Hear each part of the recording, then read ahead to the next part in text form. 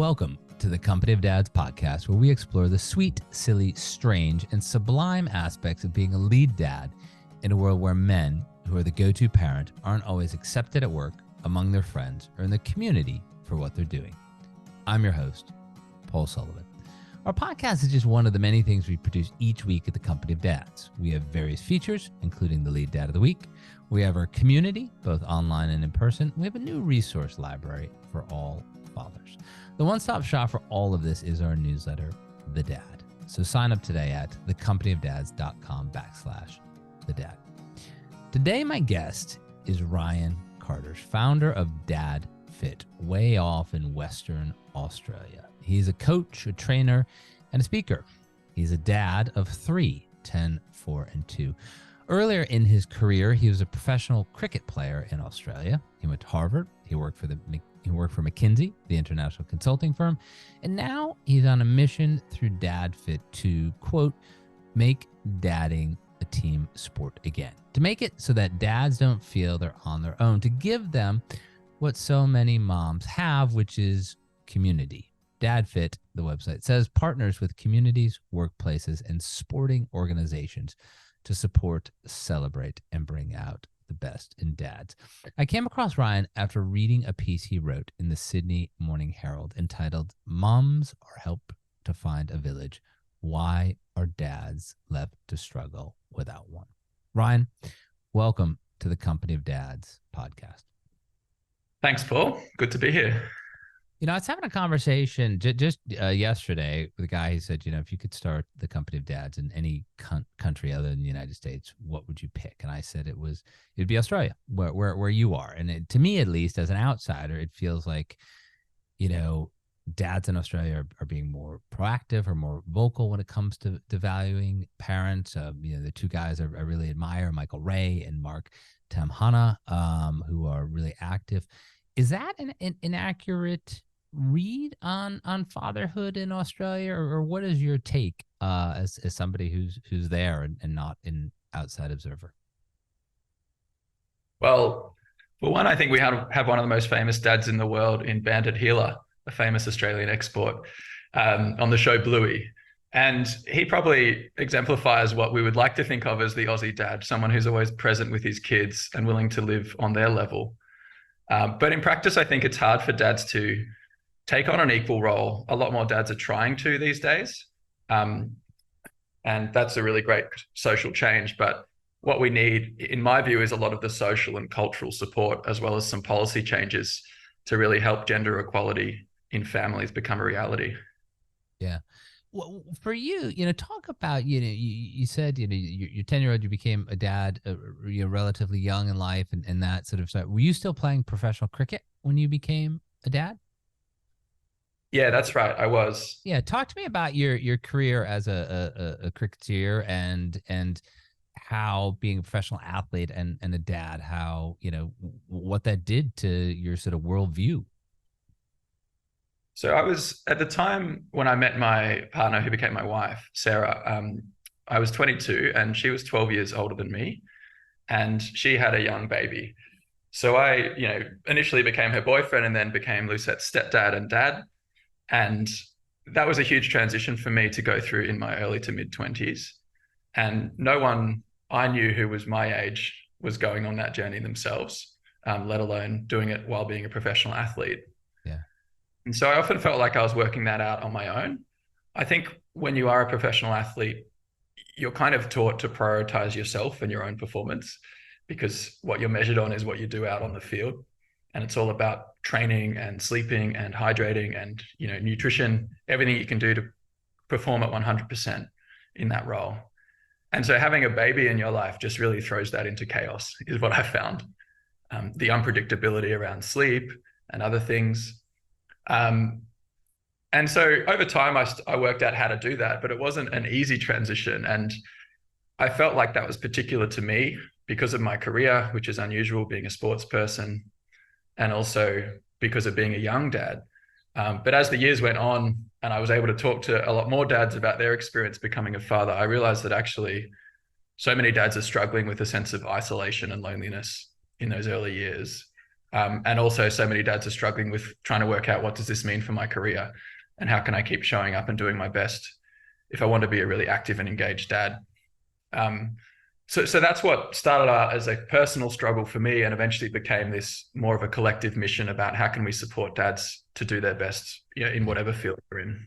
Did you have any, I don't, you're the first professional cricket player I've ever talked to. So you got that going for you. But, I know a lot of professional athletes, and I was talking actually about a month ago, a guy who worked for a professional ice hockey team in the United States for a long time. And he would say, the locker room was really, broken down to, three different groups. And only the last and the smallest of that group had any children, and they were on their way out. They were retiring, and most of them were trying to date as much as they possibly could. That was the biggest group. The second group had some girlfriends, partners, and then it was only that very small third group that had kids. Did you have any support? Were there any older players on any of the teams that you played for who helped, give you some guidance as both an athlete and a father, and how you would balance it, or as you said, keep showing up fully for your profession? There were some older guys in the team, and more generally in the sport in Australia, who had kids for sure. In fact, cricket, relative to some other sports, people tend to play longer into their careers. So you have a lot of guys still playing top level cricket into their 30s. So it's more common than some other sports to have dads at that level. In saying that, I found that there wasn't really a culture of talking honestly about the challenges going on in your own family or as a father. And that might be particular to sport, where people are quite focused on the game and performing, and often it's a sense of competition for your place in the team as well. So there is a bit of a hesitation to show any weakness or concern about what might be distracting you from that in your personal life. But honestly, I think it's more broadly a fact about masculine culture, certainly in Australia, and based on my experience in the US, probably in the US as well. We're socialized not to really talk about our personal lives much with other men. Tends to be a focus on talking about work, talking about sport, talking about which road you took to drive to the game that day. But, not so much about, hey, how things are really going at home. How's your wife really doing with the struggles of being a new mother? How are you coping with being up all night? And maybe your child's health is not going so well. So some of these topics that are really so important to us as men, we just rarely talk about. Yeah. How did you get to the point where you started feeling comfortable about talking about it? Was it after your career was over, when you went to graduate school or worked for McKinsey? Or what was the moment where you really started being comfortable talking more openly about, look, it's great to be a dad, but it's not always great. And to talk about those struggles. Yeah. I can remember one moment. I was I did my master's in public policy at Harvard. I was lucky to get this fantastic Australian-based scholarship to go and study anywhere in the world, and that's where I chose to do it. And I remember being in this leadership course, the kind of one where they really break you down and get to what's really going on for you as a person. And midway through, I broke down in front of the class of 100 people. And this was after living in the US for 1 year, and our second child was just about to turn 1 at that time. And the reason that I broke down was that I had a sense that I'd been so engrossed in this opportunity, like postgraduate study at a leading university in the world, that I hadn't been there as much with my daughter as I wanted to in that first year. And my wife's physical and mental health was really struggling as a result. And it was really hard to admit that. But once I did, there was actually a sense of relief that I'm so glad I'm realizing this now, because I know there are a lot of men out there who become fathers and maybe have that realization when they're 60 and their kids are already grown up. And being a dad is not like playing the ukulele. It's not something you can put on the shelf and pick up when you're 60, right? It's like you only have one chance when your kids are that special window between 0 and 5 or 0 and 10 to really make those lasting connections. And so while I was, but hang on, but come on, Ryan. Being a dad is a lot like playing cricket, because you can play for 5 days and it still ends in a tie, and it just goes back. You got to admit that did prepare you a little bit better than the rest of us for fatherhood. I mean, that makes cricket look like a short and simple game, really. Uh, yeah, and it's hard, right? You've got to like another metaphor I like is this idea of putting coins in an enormous jar. And like every day as a dad, you have to show up and put coins in this enormous glass jar. And it's hard to see the difference that is making to the overall pile. But you know that if you can do this every day for 20 years, then you're going to create a beautiful filled jar. Yeah. And that will be the foundation your kids need for their life. I cut you off though. So go back. So what was the reaction to your Harvard classmates when you, in this leadership class, when you, as you said, broke down and were really honest with them about the struggles of being a father and a present partner? Yeah. Thanks for asking. So I broke down and cried in front of the class and explained this sense of regret combined with relief and optimism. Like I had clarity now about how I wanted to do it differently. And my classmates responded so positively, a huge amount of empathy. Other people who were parents spoke up about similar struggles. And that made me realize that actually being vulnerable about your personal family struggles can be a really powerful thing. And particularly to do it in these sort of high-performing environments when people are so focused often on their own achievement and their own advancement, it can create a real sense of humanity that connects us with what's important. So that was a big moment for me in learning to speak about that. And I've been, steadily doing it more and more since then, including with founding DadFIt, this movement, in Australia to try and get dads to be connecting with each other and being honest with each other about what's going on for them.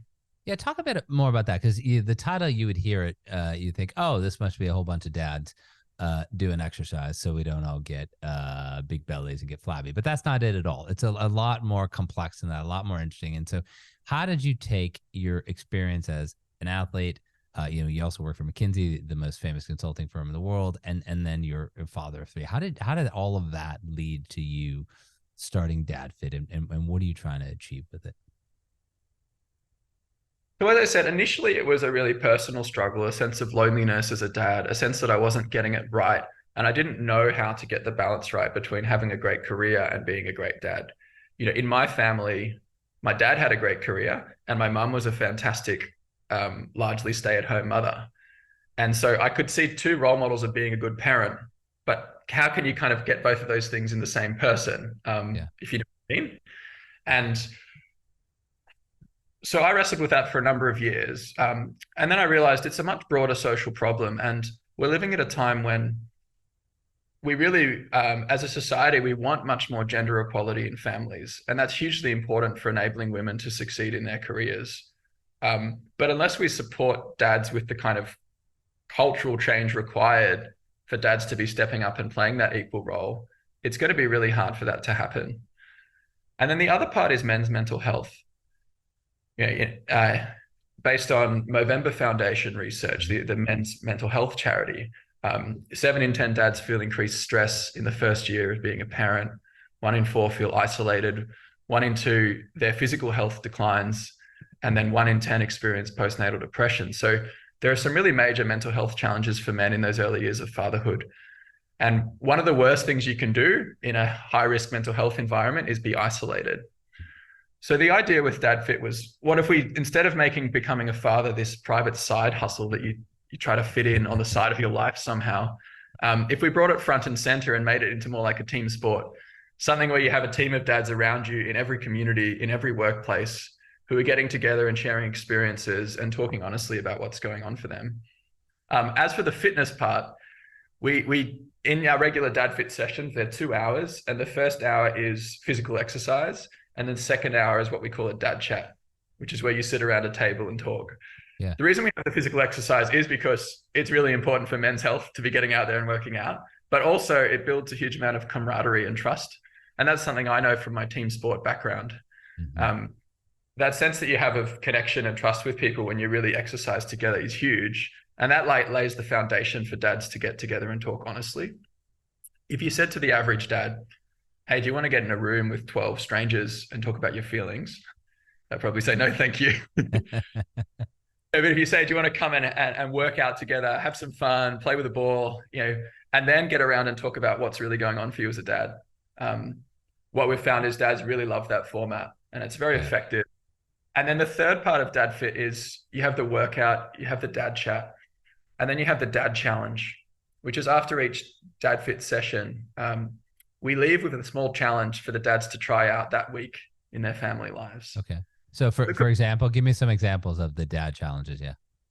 It could be something simple like, hey, take 30 minutes this week to try a new activity with your kid one-on-one and really connect with them for that 30 minutes. Or it could be, based on something you've heard today, do one thing to support your partner this week, which is out of the ordinary. And then come back the following week and we share with the group how it went.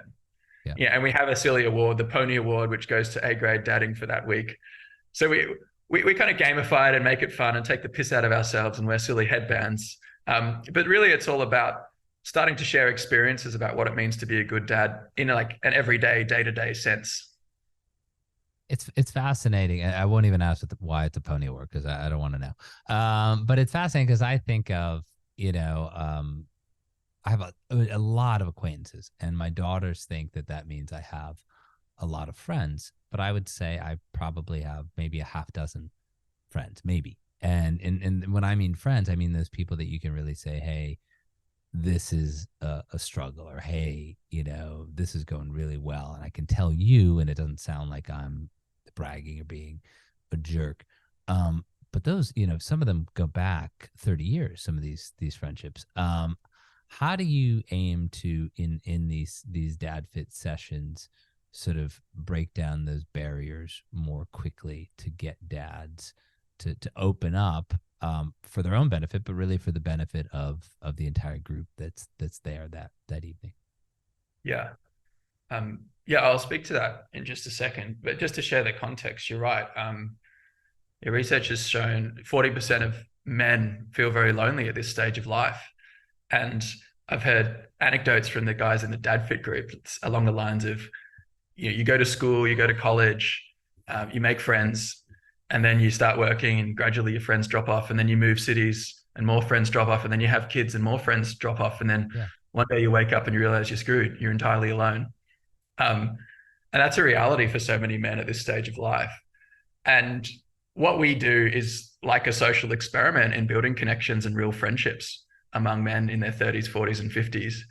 And some of the ways that we do that is, like I said, we sort of gamify it. We split into two teams. We play silly games. We use our kids' toys just to try and get men out of that work mode where you're putting on a face and trying to act a certain role, and just into their real, authentic, casual dad mode is one point. The other point is that as a facilitator, I would always role model vulnerability. You can't expect other men in the room to share honestly if you're not prepared to do it yourself as the group leader. So I would always start each session with a story about my own experiences and something that I've struggled with, and then lead with a question to ask dads, are they willing to share something in their own lives along those lines? And often you see someone become a bit of a leader in the group who's willing to stand up and share something quite vulnerable. And then others will say, yeah, I can totally relate to that. And let me tell you what happened to me. And then it becomes like a cascade effect after that. When you're also checking in on WhatsApp each week with the group and you're sharing those dad challenges that I mentioned, and then you're coming back and talking about new topics, within a few weeks, there's an incredible sense of trust and closeness within the group. Yeah. Tell me this, because we have the sort of, foundational story of you being in this leadership class at Harvard. And then we have, the great work that you're doing with DadFIt. But in between there, you worked at McKinsey. You had another child. You got 3 kids. Was there sort of a moment in that McKinsey part of your life where you said, okay, this is fantastic. I'm a consultant at this amazing firm, but there has to be more. I take these. Was there another moment between leadership class and DadFIt that really said, okay, this is what I have to do. I'm not going to just do this for myself and my partner and my own family. I'm going to try to help other men do this as well. Yeah, there were moments. I think my time at McKinsey was wonderful from a professional experience, but from a family point of view, it was a difficult time to get the balance right. And my wife had a major surgery, and one of the side effects of that was being into instant menopause, surgically induced menopause, while I was working at McKinsey. And she had some really major physical and mental health complications as a result of that. And so I was thrust into taking time off work to look after the 3 kids and my wife full time for a period. And that was another moment when I realized that I'd had the balance wrong. You know, when things like that happen and you really wake up and see what's important to you, for me, the answer was my family, my wife and my kids. But day to day, the way I was living and the way a lot of the men around me were living was essentially to put work first.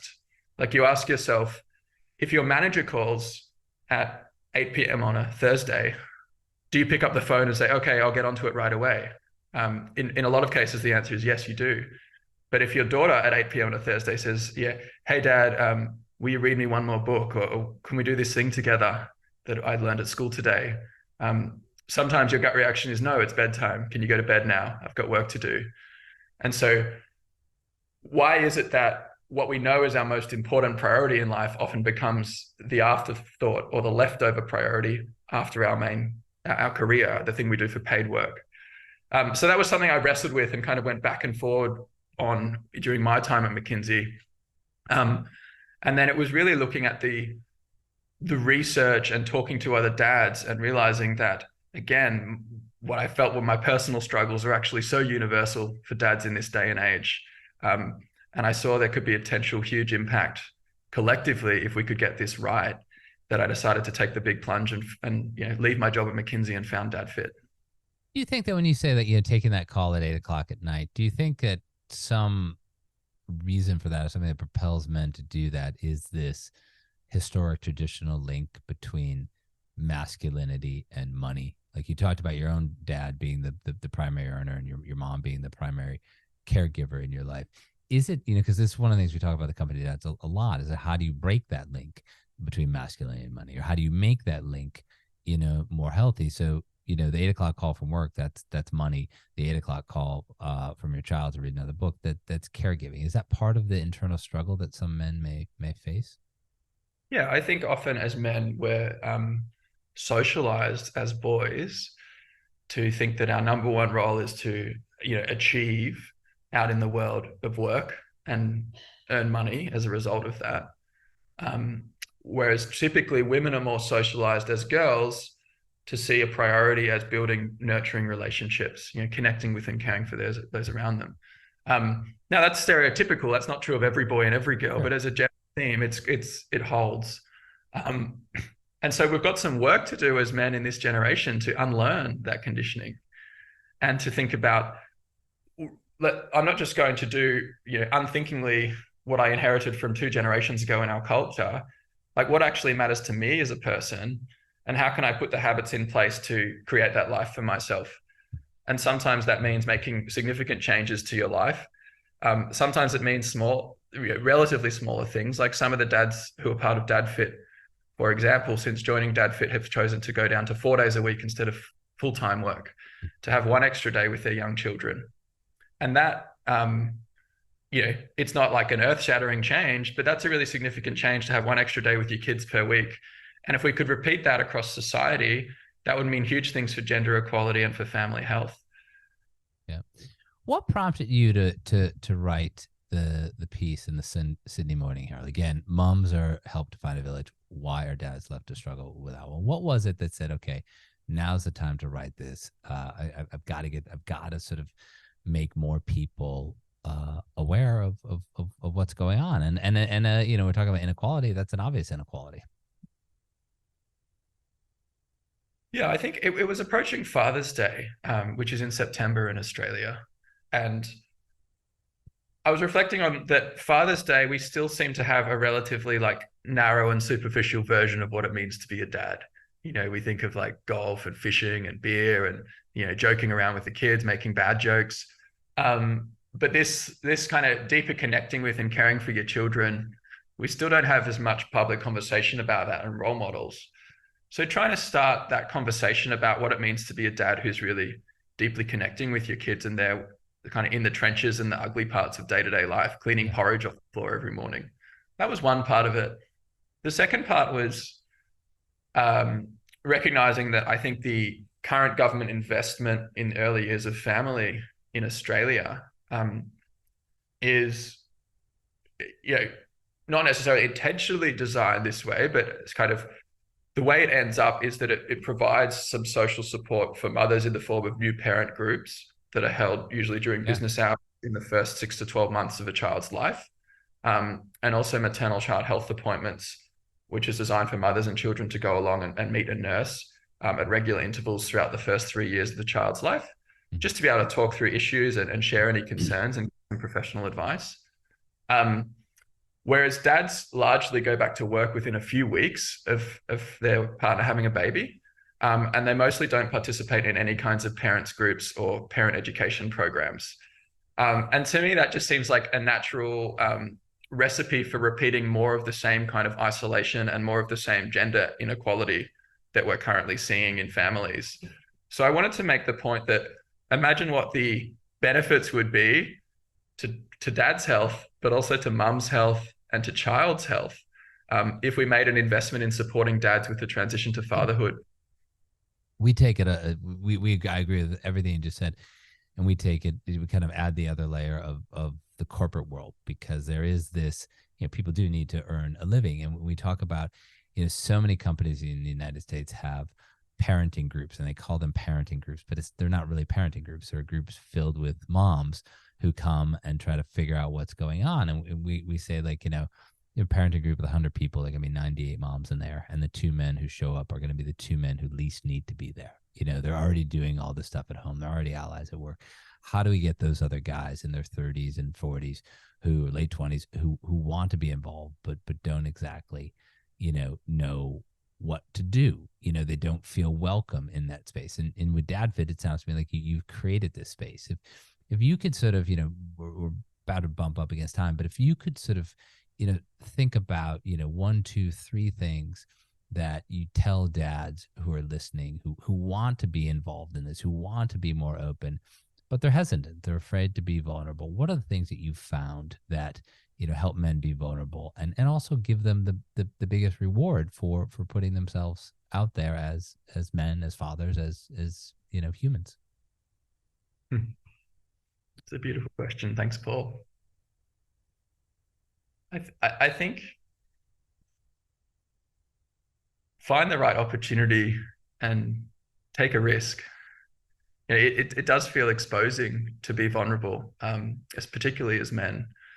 And yet, if you do it, what you might find is immediately the other person or the other people feel a sense of trust and connection with you. It actually builds closeness very quickly when you do it. And you don't have to go straight off the deep end in terms of your deepest, oldest wound.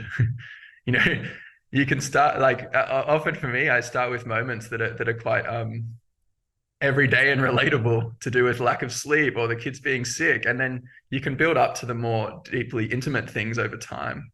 And the other thing is, there are, like, realizing that there are people all around you going through similar experiences. I remember when I first started DadFIt and we ran our first group at our local childcare center where my children go. 5 or 6 of the dads from that childcare center signed up when we sent around a flyer, as well as some other dads from elsewhere. And even after just a month of meeting with them, I walked into the childcare and I saw the family photos on the wall. And suddenly I recognized that, hey, we've got a community around us. It's not just a bunch of strangers who send their kids to this center anymore. And that, you really, like, when you see photos of strangers, you're like, oh yeah, that's just another person in a city.